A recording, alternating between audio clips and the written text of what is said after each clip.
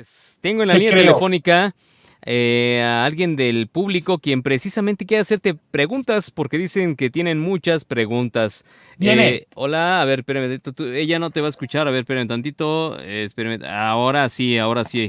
Sí, adelante. Hola, ¿qué tal, Misael? Hola, ¿qué tal? Está escuchando Juan Guevara. Hola, Juan Guevara, pues un gusto, poder, escucharlo y pues gracias por estar compartiendo con nosotros todo su conocimiento y estarnos acá ayudando a nuestras problemitas que tenemos en tecnología, que a veces uno es bien cerrado, no sabe uno dónde picarle. Ay, caray. Ok. Juan, pues molestándolo con una preguntita, la otra vez yo hice una pregunta de que cómo puedo recuperar mis fotos, que a mí me robaron mi celular y perdí, al tiempo de que agarré otro celular, perdí todas mis fotografías y no las he podido recuperar, algunas sí, pero otras no. ¿Qué puedo hacer ahí? Bueno. Ay, señora. Bueno, pues gracias por escucharnos. La única manera... Bueno, primero, ¿qué tipo de celular era? ¿Era Android o era iPhone? ¿Qué tipo de celular era? ¿Android o iPhone? Era un iPhone. Era Ok. el iPhone 5 y ahorita es el 6. No estoy tan avanzada, pero ahí voy. Bueno, una de las cosas que se tienen que hacer es, hay que verificar que está respaldado en iCloud. Y eso, bueno, pues si el teléfono estaba respaldando las fotografías en iCloud, es algo que se pueden recuperar las fotografías. Si no se estaban respaldando a iCloud, no hay forma fácil de poder recuperarlas. ¿Por qué? Porque pues, o sea, si están guardadas en el teléfono solamente, pues es un tema. El iPhone 5, si me acuerdo bien, sí estaba respaldando iCloud. Así que lo más probable es que tiene que contactar a la gente de Apple con una cosa que se llama Apple ID. Y ese Apple ID dárselos para que puedan ustedes acceder a su cuenta y entonces vean si tienen las fotografías de ustedes respaldadas. Existe la posibilidad, yo le daría un 50-50, pero bueno, eso es mejor que nada, ¿no? Ok, a ver, ok, sí, escuchó bien. Entonces, tenía otra pregunta precisamente. A ver, Viene. adelante. Muchas gracias, Juan. La otra pregunta es, tengo muchos problemas de que yo tengo aplicaciones y tengo que estar borrando porque muy seguido me dice que ya está muy cargado el celular, ¿verdad? Y le quito aplicaciones, pero de todos modos sigue funcionando lento y sigue marcando que está lleno, que no, ya no puedo, en ocasiones no funciona bien, pues. Claro. Y este sigue siendo el mismo. ¿Qué modelo de iPhone es? ¿Qué modelo de iPhone es? El 6. El 6. El 6, sí. Ajá. Yo entiendo que hay mucha gente que se espera. Ya el iPhone 6 le queda cortita en muchas cosas, ¿no? Y no tiene la capacidad de poder estar optimizando el espacio en la nube. Mi recomendación es que respalde el teléfono lo antes posible utilizando iTunes o utilizando iCloud y que se compre un teléfono un poquito más moderno. Si no quiere venirse hasta el 13, que es el que tenemos ahora, o el 14, que sale en septiembre 13, mi recomendación es que entonces por lo menos se vaya a un 10 para que entonces, y que tenga por lo menos entre 128 y 256 gigas de espacio, porque con tantas fotografías, videos, redes sociales, los teléfonos ya del 6 para atrás, ya les cuesta trabajo el tema del almacenamiento. O sea, no es fuera de lo normal lo que nos está diciendo, señora, y lo importante es que tenga usted la capacidad de poder actualizar el teléfono para que entonces puedan utilizar aplicaciones normales, ya ni siquiera las mejores, las normales, y que el sistema tenga un funcionamiento correcto. Ok. ¿Ya más resueltas sus dudas? Todas muy bien, muchas gracias, Juan, y antes que nada, muchas felicidades por estar compartiendo con nosotros toda la expansión y gracias porque tiene ahí a Misael y gracias por todo. Gracias a usted, muchas señor. felicidades. Muchísimas gracias. Ya serían todas mis preguntas. Muchas gracias. Gracias, buenas tardes. Buenas tardes. Fíjate, Juan, aparte, hay gente que me pasaron un dato precisamente, que ¿por qué las computadoras? Hay un momento de las computadoras, me hicieron esa pregunta de a tú, y me dijeron que por qué las computadoras que son nuevas, hablando hasta de las sí, PCs nuevas, Ujú. tienen que estarles borrando los temporales. ¿Cómo borran los temporales que se van creando, que cuando te das cuenta son una infinidad de archivos? Bueno, los archivos temporales son como, es decir, a ver, ¿y hablan de teléfonos o de computadoras? No, de computadoras, Ok. labs. Los archivos temporales solamente se generan en Windows, ¿no? Y existen muchos programas y existen muchas cosas que lo que... A ver, déjenme explicar un poco. ¿Qué es un archivo temporal? Porque soy muy extraño. Lo que la computadora hace es, para poder ser más rápida, utiliza el disco duro como memoria adicional, ¿sí? Pensemos que una computadora tiene 8 gigabytes de memoria o 12 gigabytes de memoria o 16. Hay aplicaciones que requieren más memoria de lo que la computadora tiene. Entonces, lo que hace el Windows es genera archivos temporales en donde procesa información, la guarda al disco duro y la vuelve a leer rápido porque es parte del acceso que guardó en la memoria. Es decir, imagínense que la memoria temporal o los archivos temporales son como las notas que uno puede tener en una libreta, ¿no? Ujú.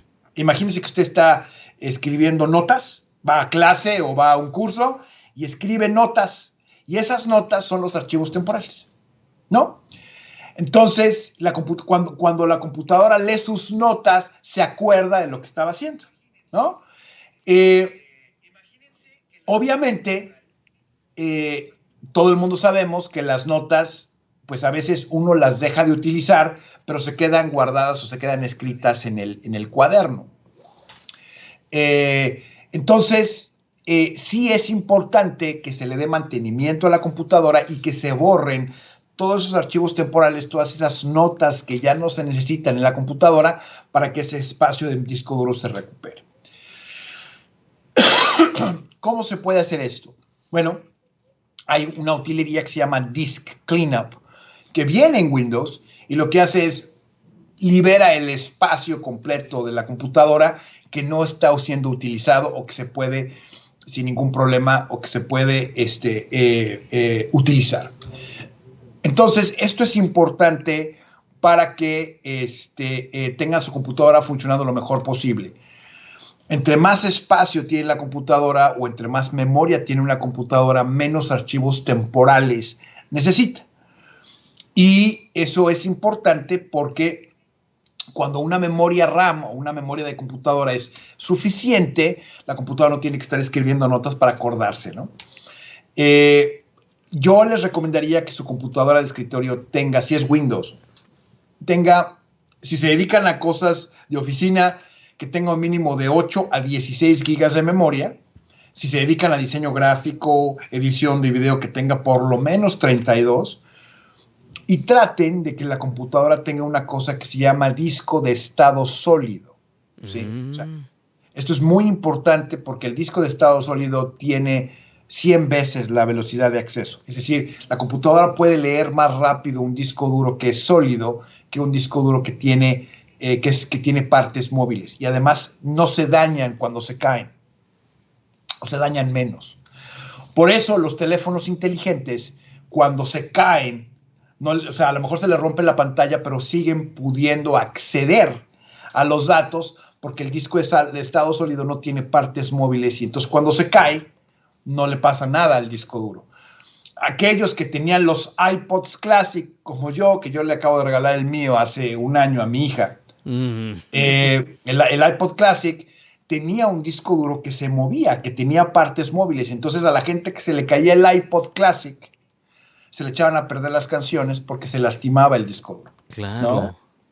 Entonces, y sobre todo las computadoras que tienen laptops, ahora las laptops nuevas tienen discos de estado sólido para que si se les cae o alguna cosa no pierdan por lo menos los datos. Se les puede romper la pantalla, se les puede dañar el teclado, pero los datos, que es al final de cuentas lo más importante en una computadora, siguen estando íntegros. Entonces, les repito, cuestiones de oficina, normal, correo electrónico, navegación de internet, etcétera, de 8 a 16 gigas de memoria. Si son gamers o les encantan los videojuegos, de 16 a 32, y siempre asegúrense que tenga una buena tarjeta de video para que entonces la computadora pueda correr, sobre todo en Windows, sí, que sea una computadora que funcione bien. Oye, también nos llegó esa pregunta al WhatsApp. Decía que cómo evitar las actualizaciones en Windows, precisamente, porque hay veces que son hasta molestas esas actualizaciones. No, bueno, pues que no les moleste. ¿Por qué? A ver, cuéntanos. Porque las actualizaciones de Windows hay una razón por las cuales se actualizan. Y la razón principal por las cuales se actualizan es porque Windows encuentra, o Microsoft encuentra, vulnerabilidades de seguridad que pueden comprometer la integridad de sus datos, y la integridad de su identidad, y la integridad de los datos que guardan ahí. Entonces, cuando ustedes reciban una actualización, déjenla correr. Ahora, hay formas en las que se puede configurar la computadora para que se actualice en las noches, ¿no? Una computadora de escritorio está diseñada para que siempre esté prendida. ¿Sí? Siempre debe estar prendida. Si ustedes son de la gente que lo apaga, bueno, eso ya sabrán ustedes. Pero una computadora de escritorio, mi recomendación es que esté prendida siempre y conectada al internet. ¿Para qué? Para que cuando reciba actualizaciones, la computadora sabe cuando no la utilizan. Va midiendo el uso. Entonces, en los horarios en los que la computadora está con tiempo muerto, automáticamente baja las actualizaciones y entonces se actualiza y se reinstala y se restaura y todo a las 3 o 4 de la mañana, que a menos que ustedes estén trabajando de noche, bueno, pues esa es la hora que la computadora tiende a tener estas actualizaciones. La única razón por la cual yo recomendaría que no se actualicen las computadoras es si tienen algún equipo viejo que requiere un software específico, ¿sí? Vamos a pensar un escáner, vamos a pensar una cámara de video o una cámara de fotos que solamente funciona con una específica versión de Windows, que los drivers, o una impresora viejísima que la utilizan para alguna cosa muy especial y no quieren que se vaya a actualizar porque el driver ya ni lo consiguen. Bueno, esas serían las únicas razones por las cuales yo diría no se actualicen. Pero en general, dejen que se actualice siempre la computadora y siempre tengan la versión más avanzada o más actual de todos los softwares que ustedes tengan. Y fíjate que en estos días, en la República Mexicana, ocurrió un tema que se llama montadeudas.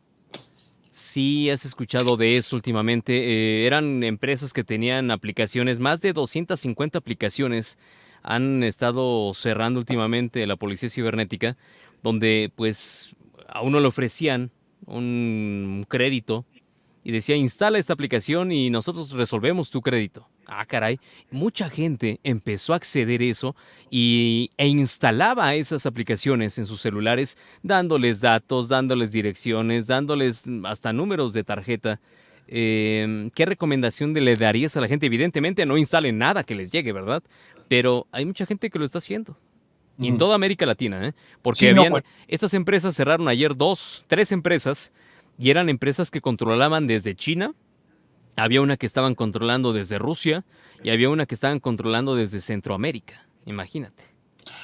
Y están en Honduras. Las gentes en Centroamérica, normalmente los países que se manejan son Honduras y Guatemala. Bueno, te lo digo porque ayudé yo a desmantelar una red de maleantes, ¿sí?, hijos de su tal por cual, en Honduras y en Guatemala, y los agarramos, ayudamos a las autoridades aquí en Estados Unidos a cerrarles todo lo que tenían, ¿no?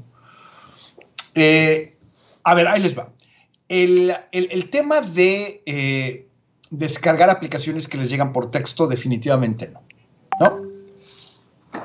En Estados Unidos, a la gente que me escucha en Estados Unidos, sí existe el tema de reparación de crédito. Y es una industria legal y es una industria que ha ayudado a muchas personas a restaurar el crédito de aquellos que han tenido problemas con el buró de crédito. Entonces, Y puede ser que tengan su aplicación, que sea una aplicación legítima, ¿no? Entonces, eso es importante.